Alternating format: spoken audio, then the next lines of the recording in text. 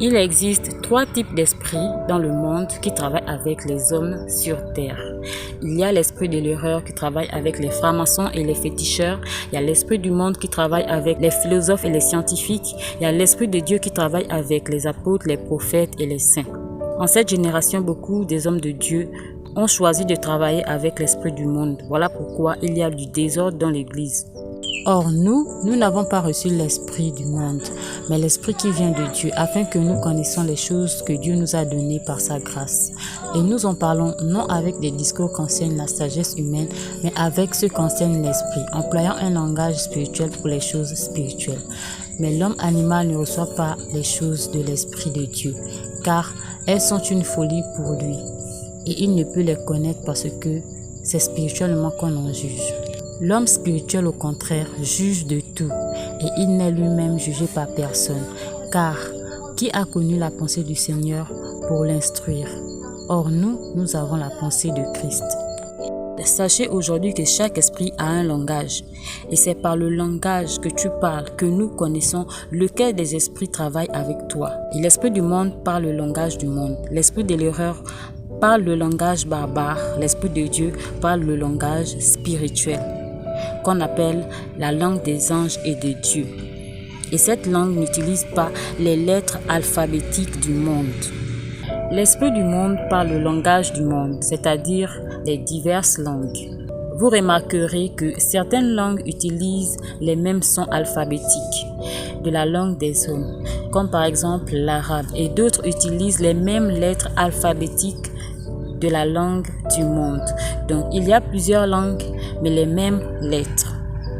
L'esprit de l'erreur parle le langage du diable, donc le langage barbare qui utilise les lettres alphabétiques du monde, mais dont on ne comprend pas le sens. Or, Paul, poussé par le Saint-Esprit, dit « Quelque nombreuses puissent être dans le monde diverses langues, il n'en est aucune qui ne soit une langue intelligible. » Donc, cette langue, c'est la langue d'un peuple qui n'adore pas Dieu, mais que Dieu a choisi pour châtier le peuple d'Israël, donc son peuple.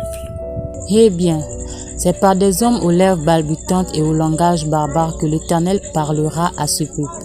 L'Éternel utilise ce peuple pour châtier son peuple, afin de les faire comprendre qu'ils sont dans l'erreur. Parce que le peuple de Dieu ne marchait plus dans la justice, la droiture et la vérité. Alors, plus loin dans les Écritures d'Ésaïe, il y a cette promesse faite au peuple d'Israël, au peuple de Dieu qui reviendra au droit chemin. Celui qui marche dans la justice et qui parle selon la droiture, qui méprise un gain acquis par extorsion, qui secoue les mains pour ne pas accepter un présent, qui ferme l'oreille pour ne pas entendre des propos sanguinaires et qui se bande les yeux pour ne pas voir le mal, celui-là habitera dans les lieux élevés. Des rochers fortifiés seront sa retraite. Du pain lui sera donné, de l'eau lui sera assurée. Tes yeux verront le roi dans sa magnificence. Ils contempleront le pays dans toute son étendue. Ton cœur se souviendra de la terreur. Où est le secrétaire? Où est le trésorier? Où est celui qui inspectait les tours? Tu ne verras plus le peuple audacieux, le peuple au langage obscur qu'on n'entend pas, à la langue barbare qu'on ne comprend pas. Donc, si le peuple de Dieu se remet à pratiquer la justice, la droiture et la vérité, Dieu l'éloignera de ce peuple au langage obscur qui n'adore pas Dieu, mais qui adore plutôt le diable. Moïse a parlé de ce peuple. Mais si tu n'obéis point à la voix de l'Éternel, ton Dieu, si tu n'observes pas et ne mets pas en pratique tous ces commandements et toutes ces lois que je te prescris aujourd'hui, voici toutes les malédictions qui viendront sur toi et qui seront ton partage. Pour n'avoir pas, au milieu de l'abondance de toutes choses, servi l'Éternel ton Dieu avec joie et de bon cœur, tu serviras au milieu de la faim, de la soif, de la nudité et de la disette, de toutes choses. Tes ennemis que l'Éternel enverra contre toi, il mettra un joug de fer sur ton cou, jusqu'à ce qu'il t'ait détruit. L'Éternel fera partir de loin des extrémités de la terre une nation qui fondra sur toi d'un vol d'aigle, une nation dont tu n'entendras point la langue, une nation au visage farouche, et qui n'aura ni respect pour le vieillard, ni pitié pour l'enfant. Ce genre de personnes n'adorent pas Dieu, car ils font tout ce qui est contre la volonté de Dieu. Ils ont été utilisés par Dieu pour châtier son peuple. pour châtier le peuple de Dieu. Et quand tu décides de parler ce langage insensé que ce peuple parle, cela veut dire que tu fais désormais partie de ce peuple qui adore le diable. Donc Dieu envoie un peuple pour te châtier parce que tu es dans l'erreur et toi tu décides de faire partie de ce peuple qui n'adore pas Dieu. Au lieu de te remettre dans la droiture, tu t'enfonces encore dans l'erreur par manque de connaissance. Et tu conseilles cette langue insensée aux fidèles qui finissent eux aussi par s'enfoncer dans l'erreur par manque de connaissance. N'oubliez pas qu'Adam et Ève ont été détruits par manque de connaissance. Et aujourd'hui, l'Église est détruite par manque de connaissance. Et c'est l'une des raisons pour laquelle l'Éternel Dieu a dit « Mon peuple est détruit parce qu'il lui manque la connaissance ». S'il te manque la connaissance, cela prouve que tu ne travailles pas avec l'Esprit de Dieu, mais plutôt avec l'Esprit du monde. Et comme le monde appartient maintenant au diable, alors l'esprit de l'erreur et l'esprit du monde se sont associés, car ils ont un seul maître, le diable. Voilà pourquoi Dieu le Père a anéanti l'intelligence des scientifiques et il a détruit la sagesse des philosophes afin qu'ils ne connaissent plus Dieu et qu'ils doutent de l'existence de Dieu. Aussi, il est écrit « Je détruirai la sagesse des sages et j'anéantirai l'intelligence des intelligents ». Et c'est d'eux que Jésus-Christ parle. Dans la parabole du semeur, ils sont la partie de la semence qui est tombée au milieu des épines. Et les épines crurent avec elle et les étouffèrent. Et pour expliquer cette parabole à ses disciples qui demandèrent à Jésus que signifie cette parabole, il répondit « Il vous a été donné de connaître les mystères du royaume de Dieu.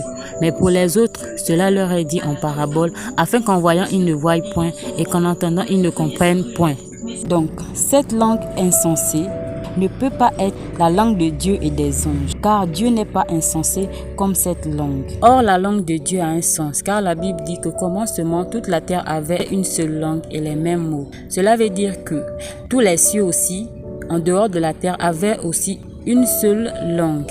C'est la langue spirituelle qui utilise les signes. Ces signes que Jésus convertit en paraboles. Par exemple, le jour où Jésus s'est fait baptiser, c'est par un signe donné par Dieu à Jean-Baptiste que Jean a su que Jésus était le Messie. Si nous convertissons ce signe en parabole, nous dirons une colombe sur l'épaule. Et Dieu le Père lui-même a traduit ce signe en disant « Celui-ci est mon fils bien-aimé ». Donc le langage spirituel ici, ce sont les signes. Et Jésus convertit ces signes en paraboles et les traduit au peuple en les donnant les significations.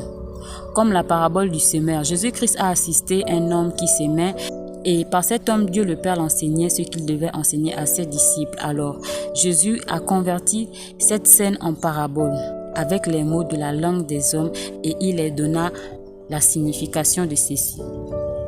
Quand Dieu dit « leur langue », cela prouve que les esprits aussi ont leur langue, qui n'utilisent pas les mêmes mots que la langue des hommes.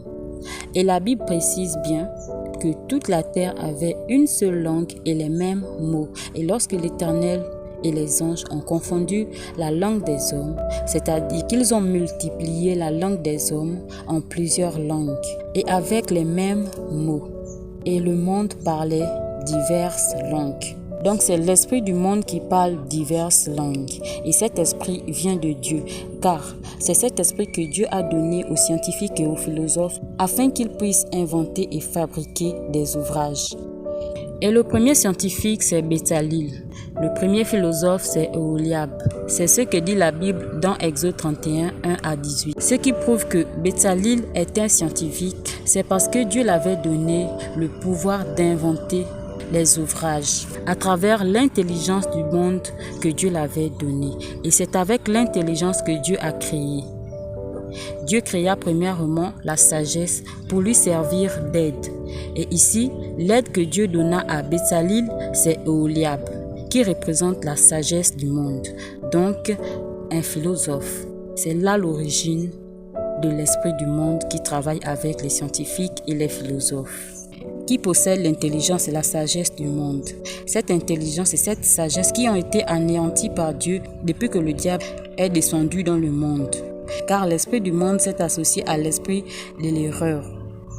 Donc, les scientifiques et les philosophes, au lieu d'observer les sabbats comme Dieu les avait ordonnés, ils sont allés adorer le diable. Et aujourd'hui, les scientifiques et les philosophes ne croient plus en l'existence de Dieu et ils ne connaissent plus Dieu. Parce qu'ils sont tous dans l'erreur. Or, si les scientifiques et les philosophes craignaient Dieu et observaient ses sabbats, ils auront été appelés les disciples. Car c'est aux disciples de Moïse que Dieu donna la sagesse et l'intelligence de ce monde. Et à Moïse le prophète, Dieu l'avait donné la sagesse spirituelle, donc la sagesse de Dieu. En cette génération, les pasteurs qui exercent dans l'Église, ce sont des scientifiques et des philosophes qui craignent Dieu et observent le sabbat. Mais ils ne connaissent pas Dieu. Ils sont des disciples de Jésus. Et Jésus-Christ dit qu'il a établi les disciples hors de l'Église pour aller annoncer, donc évangéliser.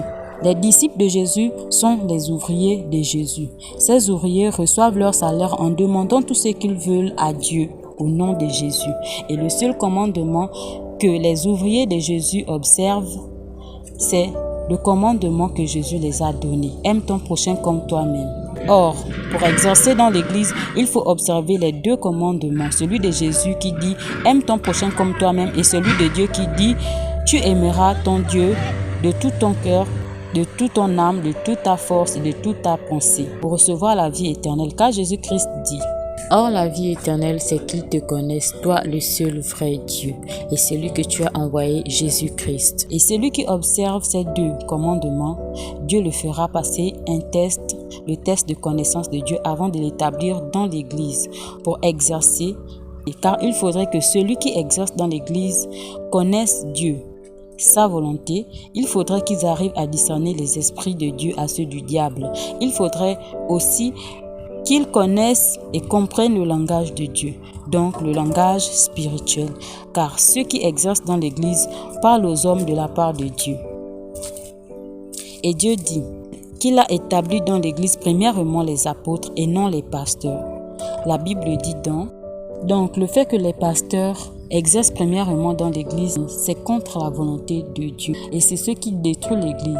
Les pasteurs ont reçu le don de conseil, le don de prêcher, c'est-à-dire le don d'évangéliser.